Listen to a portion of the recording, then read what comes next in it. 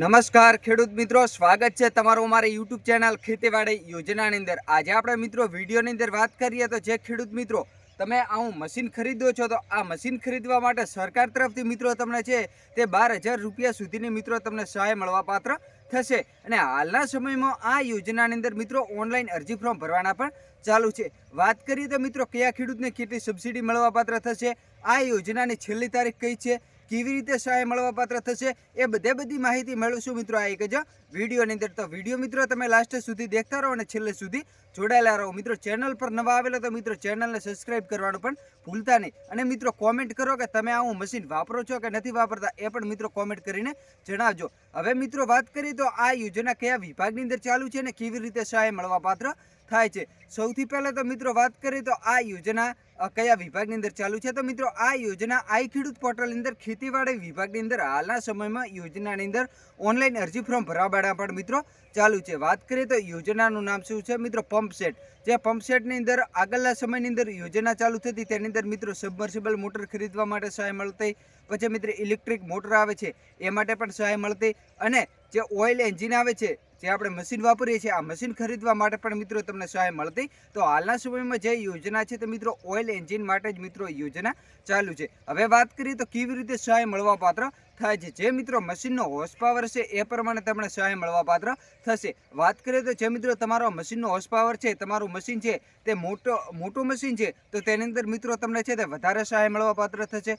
જો ખેડૂત મિત્રો તમારું મશીન જો નાનું છે તો તમને સહાય છે તે ઓછી મળવા પાત્ર થશે। સૌથી પહેલાં તો મિત્રો આપણે વાત કરીએ તો સામાન્ય ખેડૂત મિત્રો છે, સામાન્ય કેટેગરીના જે લાભાર્થી છે તે તેમને કેટલી સહાય મળવા પાત્ર થાય છે એ વિશે વાત કરીએ તો જે મિત્રો તમારા મશીનનો હોર્સ પાવર છે તે 3થી લઈ અને 3.5ના હોર્સ પાવર છે તો તેની અંદર ખર્ચના 75% અથવા મહત્તમ રૂપિયા જે મિત્રો છે તે 8,700 એ બેમાંથી જે ઊંચું છે એ પ્રમાણે તમને સહાય મળવા પાત્ર થશે। અને ખેડૂત મિત્રો આગળ વાત કરીએ તો તમારા મશીનનો હોર્સ પાવર છે તે 5નો હોર્સ પાવર છે તો તેની અંદર તમને છે તે ખર્ચના 75% અથવા મહત્તમ રૂપિયા જે મિત્રો 12,000 છે એ બેમાંથી જે ઊંચું છે એ પ્રમાણે સહાય મળવા પાત્ર થશે। અને ખેડૂત મિત્રો જો તમારા મશીનનો હોર્સ પાવર 7.5થી લઈ અને 8નો હોર્સ પાવર હશે તો ખર્ચના 75% અથવા મહત્તમ રૂપિયા 13,500 એ બેમાંથી જે ઊંચી હશે એ પ્રમાણે મિત્રો તમને સહાય મળવા પાત્ર થશે। અને જો ખેડૂત મિત્રો તમારો મશીનનો હોર્સ પાવર છે તે 10નો હોર્સ પાવર હશે તો ખર્ચના 75% અથવા મહત્તમ રૂપિયા 13,875 જે બેમાંથી જે ઊંચું છે એ પ્રમાણે સહાય મળવા પાત્ર થશે। અને તેથી આગળ મિત્રો વાત કરીએ તો અનુસૂચિત જનજાતિના લાભાર્થી ખેડૂત મિત્રો છે તો તેમને 3થી લઈ અને 3.5નો હોર્સ પાવર હશે તો તેની અંદર ખરીદ કિંમતના 75% અથવા મહત્તમ રૂપિયા 8,700 બેમાંથી જે ઊંચું છે એ પ્રમાણે મિત્રો તમને સહાય મળવા પાત્ર થશે। જે ખેડૂત મિત્રો આપણે વાત કરીએ તેવી રીતે મિત્રો તમને સબસિડી મળવા પાત્ર થશે।